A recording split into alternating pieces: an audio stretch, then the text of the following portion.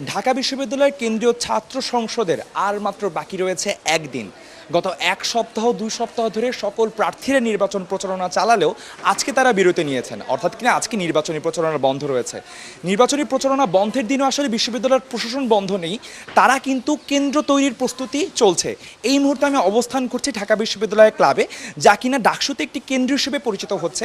এই কেন্দ্রে কুয়েত মৈত্রী হল এবং বঙ্গমাতা ফজলিলুন্নেসা মুজিব হলের শিক্ষার্থীরা ভোট দিবেন বলে আমরা জানতে পেরেছি।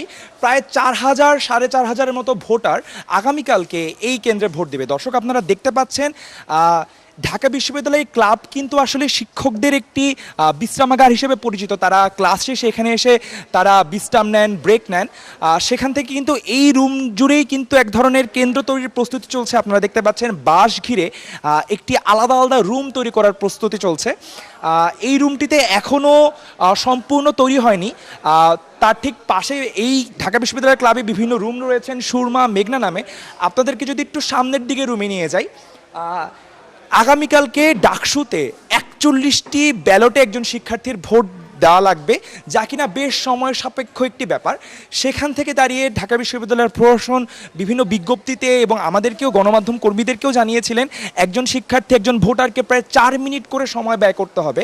সেই দিক থেকে চিন্তা করলে একজন ভোটারকে কিন্তু এই কেন্দ্রে এসে প্রায় 4 বা 5 মিনিটের মতো সময় ক্ষেপণ করতে হবে এবং সেই সময়ের মধ্যে তাকে 41টি ব্যালট সম্পূর্ণ করতে হবে, পরিপূর্ণ করতে হবে।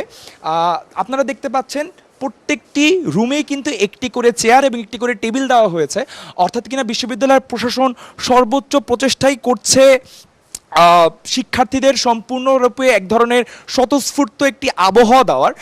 যেই ধরনের একটি সংখ্যাগত কয়েকদিন ধরে আমাদের কাছে আসছিল, একটি অভিযোগ আমাদের কাছে আসছিল যে বিশ্ববিদ্যালয়ের প্রশাসন আসলে এমন ধরনের, বিশ্ববিদ্যালয়ের কেন্দ্র যেহেতু কম রয়েছে এবং হলগুলো থেকে যেহেতু এই প্রথমবার কেন্দ্রকে হল থেকে বাইরে নেওয়া হয়েছে, সুতরাং অনাবাসিক শিক্ষার্থীদের ভোট না দেওয়ার এক ধরনের আকাঙ্ক্ষা থাকতে পারে, বা তারা আসলে ভোট না দিতে এক ধরনের অনাগ্রহ প্রকাশ করতে পারেন।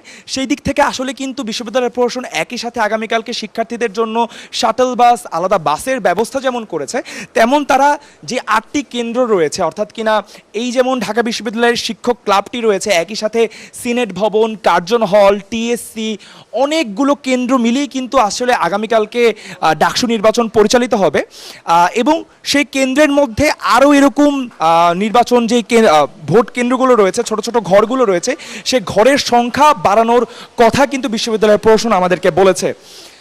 দর্শক, আপনারা দেখতেই পাচ্ছেন এখন ঠিক মধ্যদুপুর, সেই মধ্যদুপুর ঘিরে কিন্তু বিশ্ববিদ্যালয়ের প্রশাসন তাদের কার্যক্রম চালিয়ে যাচ্ছে, নিয়মিত পরিচালনা করছে।